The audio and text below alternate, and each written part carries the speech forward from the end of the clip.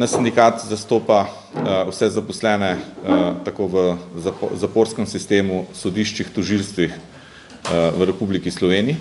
In moram reči v prvi vrsti, da se zahvalim tudi vsem našim poklicam in našim zaposlenim, da so vzdržali in da so bili pripravljeni riskirati svoje zdravje in zdravje svojih najbližjih, da so upravljali to zahtevno nalogo v takem času, ki je v bistvu dobesedno vojno. In seveda jasno opozarjam, tako kot moji predhodniki, na molk, socialni molk, ki upam, da bo nekdo za njega tudi odgovarjal. Tako bo naš sindikat, kot ostali sindikati, zahteval informacijo javnega značaja, komu in kako so bili te dodatki razdeljeni in zakaj ne. In seveda sledijo tudi vsi pravni vidiki, kar se tiče tožb in vseh ostalih.